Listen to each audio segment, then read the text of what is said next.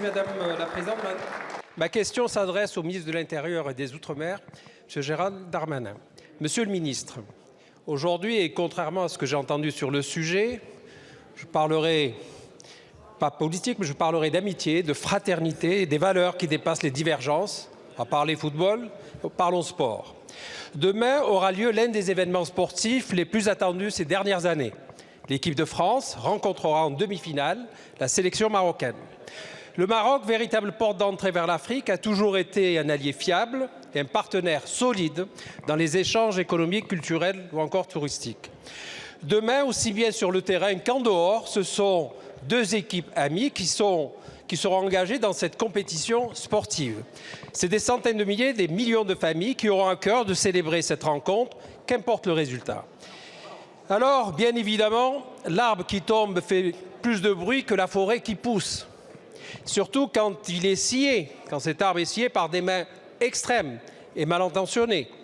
Mais je reste convaincu, pour l'avoir vu, et vous l'avez rappelé, que l'immense majorité des supporters des deux équipes célébrera cette fête dans la joie et la fraternité, par passion pour le ballon rond. Demain, femmes, enfants, jeunes et moins jeunes se retrouveront pour célébrer ce match et pour rappeler le respect mutuel entre ces deux pays amis.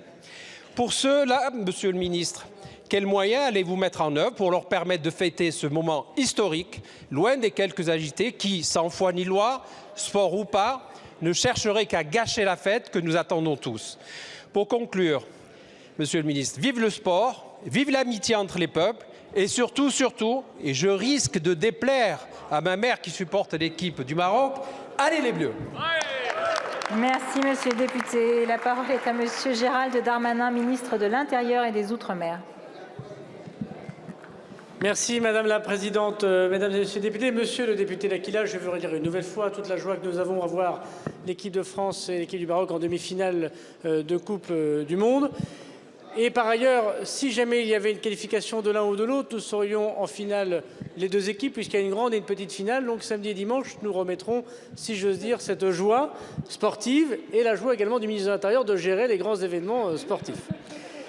Merci pour les très nombreux messages de soutien d'ailleurs à la suite de la qualification du Maroc et de la France. 10 000 policiers et gendarmes, monsieur le député, seront mobilisés ce mercredi.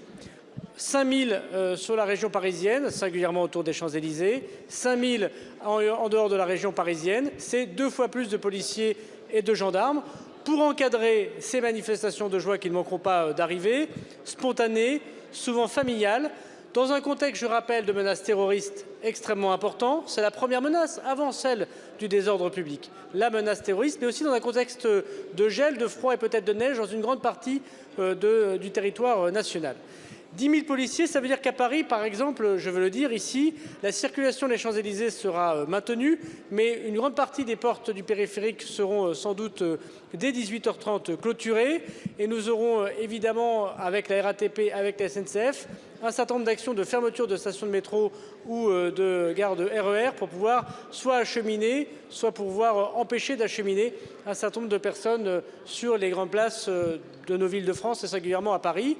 Je veux redire aussi notre souci premier de protéger nos concitoyens et singulièrement les forces de l'ordre ou les biens.